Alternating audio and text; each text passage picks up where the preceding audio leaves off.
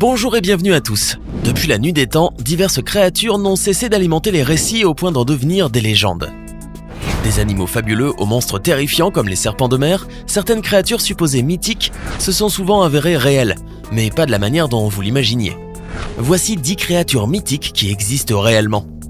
N'hésitez pas à liker la vidéo si elle vous plaît et si vous êtes nouveau sur la chaîne, n'oubliez pas de vous abonner et d'activer la notification pour ne rater aucune de nos prochaines vidéos. On commence.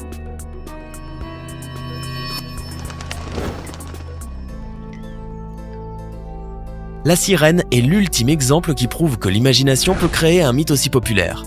Il a commencé à l'Antiquité quand les marins revenaient du large avec des histoires folles de créatures mi-poisson, mi-femme qu'ils voyaient en mer.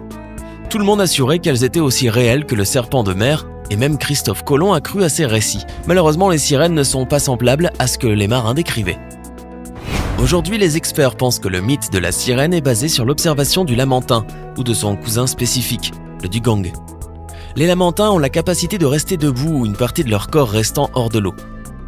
Ils peuvent utiliser leurs nageoires presque comme des mains. Ils réussissent à tenir des objets et même à les utiliser pour manger, sans oublier le fait qu'ils peuvent tourner la tête à peu près comme un être humain. Toutes ces caractéristiques ne pouvaient qu'induire tout le monde en erreur. Christophe Colomb a écrit que les sirènes qu'il a vues n'étaient pas aussi belles qu'elles pensaient l'être, car leur visage avait des traits masculins. Et là vous vous demandez peut-être comment quelque chose comme le lamentin, qui porte également le nom très peu sexy de vache marine, pourrait être confondu avec une belle femme. Rappelez-vous simplement que les marins étaient en mer pendant de longues périodes et qu'ils buvaient fréquemment de très grosses quantités d'alcool. Ceci explique cela, non ? Au fil du temps, les monstres marins ont toujours été décrits de façon terrifiante. Mais aucun n'a jamais égalé le kraken. Capable de faire chavirer des navires entiers avec ses longues tentacules et de manger tous les passagers d'un bateau, de créer des tourbillons, des nuages de bulles et des courants océaniques rapides, le kraken était une véritable terreur des profondeurs. Des officiers de marine et des scientifiques ont beaucoup écrit à propos de cette bête. Cela a commencé en 1180 avec les rois norvégiens, qui affirmaient que beaucoup de ces créatures gardaient leurs côtes. Évidemment, il était bien pratique que votre ennemi pense que votre côte est protégée par une bête sauvage. Cela en dissuadait plus d'un. Les légendes sur le kraken sont basées sur les observations du calamar géant. Et pendant des années, les marins ont partagé des séries sur ces monstres. Les Scandinaves, qui s'étaient déjà avérés maîtres de l'exagération avec leur argumentaire de vente de cornes navales, ont créé le kraken à partir de ces histoires. Ceci combiné à des événements sismiques naturels autour de l'Islande et la légende est née. Seulement, le monstre lui-même demeure insaisissable, en tout cas jusqu'en 1851, année où le navire français Électon a embarqué une partie d'un calamar géant, permettant ainsi de prouver l'existence de cette créature aux yeux des scientifiques. De 1870 à 1880, des calamars géants morts ont été retrouvés échoués sur des plages de Terre-Neuve et d'autres dans le ventre de cachalots dont la peau portait souvent des cicatrices de gigantesques ventouses. Cependant, tous ces calamars morts étaient dans un état déplorable et les scientifiques ne parvenaient pas vraiment à comprendre comment ces créatures se comportaient dans la nature. Les premières photographies de calamars géants vivants ont été prises en 2002 sur la plage de Goshiki au Japon. Et la première vidéo a été tournée en 2006 au large des côtes de la Californie. Voilà comment la légende sur le kraken a été démystifiée. Je sais ce que vous pensez, mais le cheval à une corne n'est pas une chose réelle. Allez jeter un coup d'œil à l'un des premiers récits de la licorne qui nous provient d'Inde et écrit par Pline l'Ancien au 1er siècle avant notre ère. Elle y a la tête d'un cerf, le derrière d'un éléphant et la queue d'un sanglier. À l'aide de sa seule corne noire qui sort du milieu de son front, elle produit un son profond et grave. Cette description vous semble-t-elle familière ? Bien sûr, puisque cette licorne ainsi décrite n'est rien d'autre qu'un rhinocéros. Alors comment un Romain a-t-il pu entrer en contact avec un rhinocéros d'Inde ? Eh bien, l'Inde romaine était un partenaire commercial de la Perse, qui occupait les terres actuellement détenues par l'Iran. Les émissaires romains et les commerçants indiens auraient très bien pu se retrouver à la cour royale de Perse, où des cadeaux de cornes de rhinocéros auraient conduit à des images brouillées de l'animal original. Les Indiens et les Romains ne parlant pas la même langue, la description exacte du rhinocéros passait par un langage des signes, et c'est certainement ce qui a conduit à ce mythe.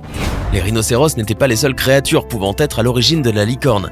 Son existence a également été étayée par l'apparition des défenses de narvals en Europe. Les narvals sont des baleines qui vivent dans l'Arctique, autour du Groenland, au Canada et en Russie, et leurs cornes sont en fait des dents allongées.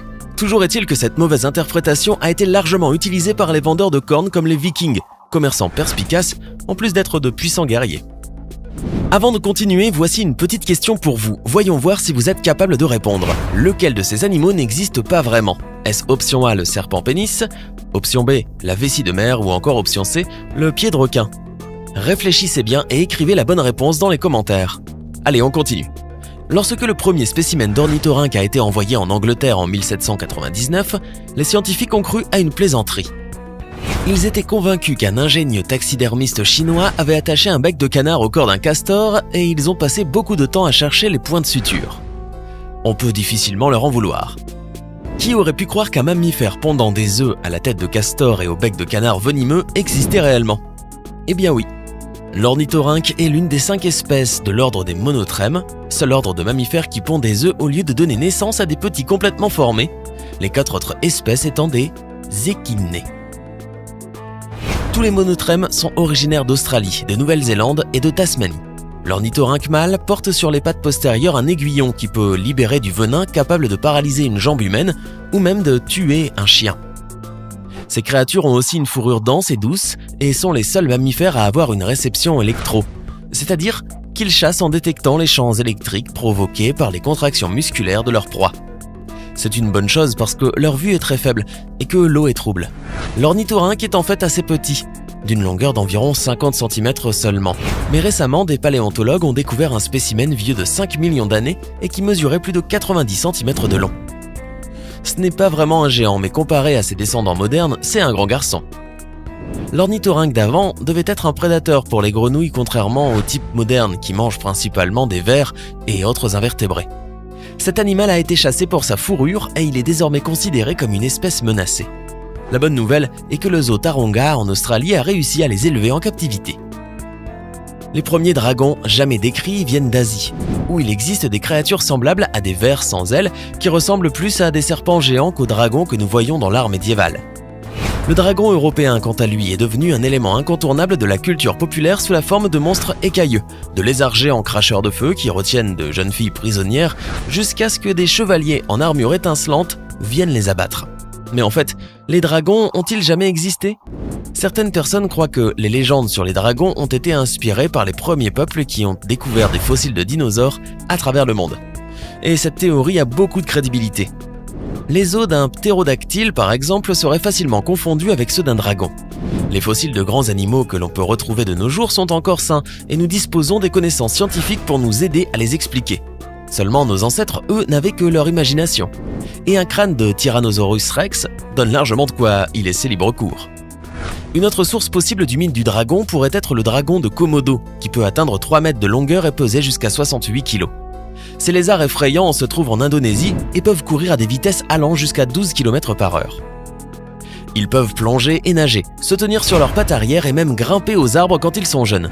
Leur piqûre est venimeuse en raison des bactéries présentes dans leur salive, ce qui peut facilement justifier les nombreuses histoires sur les dragons toxiques qui existent dans la littérature mondiale. Les dragons de Komodo sont belliqueux, agressifs et territoriaux et ont attaqué beaucoup de gens au fil des années. Il est intéressant de noter que ceux qui vivent en captivité sont reconnus comme assez sociables, bien qu'ils puissent avoir des poussées imprévisibles d'agressivité. Ils manifestent une préférence pour des protecteurs humains particuliers et ont appris à jouer et à amasser des jouets en plastique ou autre. Le coelacanthe n'a jamais vraiment été un mythe. C'était une créature préhistorique connue uniquement à partir des archives fossiles. Les scientifiques pensaient que ce poisson avait disparu au Crétacé il y a environ 65 millions d'années, mais c'était avant qu'un spécimen ne soit capturé au large des côtes sud-africaines en 1938. Aujourd'hui, cet ancien poisson est considéré comme un mélange entre poisson et tétrapode vertébré à 4 branches vivant sur la terre ferme. Il en existe 2 variétés, et bien qu'elles soient extrêmement rares, elles ne sont pas encore éteintes. On peut les trouver au large des côtes africaines et dans les eaux entourant l'Indonésie. Ils peuvent atteindre plus de 1,82 m de long et peser jusqu'à 90 kg. Ils ont la peau très épaisse, 8 nageoires lobées et un faciès que seule une mère peut aimer. On pense que sa survie après tous ces millions d'années est due à l'absence de prédateurs naturels. La plupart des animaux, y compris les humains, ne mangent pas de coelacanthe, car sa viande est pleine d'urée, d'huile, d'ester de cire et autres choses désagréables qui ont un goût dégoûtant et peuvent vous rendre malade. Tant que les humains ne veulent pas manger le coelacanthe, et qu'ils ne trouvent aucun moyen de gagner de l'argent grâce à lui, ils devraient pouvoir survivre encore pour les 65 millions d'années à venir. Alors laquelle de ces créatures vous fascine le plus ? Pensez-vous que d'autres créatures légendaires existent réellement? Dites-nous tout dans les commentaires ci-dessous. Sinon, le serpent de pénis a été découvert en 2013. La vessie de mer, elle, est un petit animal qui ressemble à une méduse. Et c'est le pied de requin qui n'existe pas. J'espère que vous avez été nombreux à trouver la bonne réponse. Hey, c'est tout pour aujourd'hui. Si vous avez aimé la vidéo, n'oubliez pas de la liker et de la partager avec vos amis. Et si vous êtes nouveau sur la chaîne, n'oubliez pas de vous abonner et d'activer la notification. Bye bye!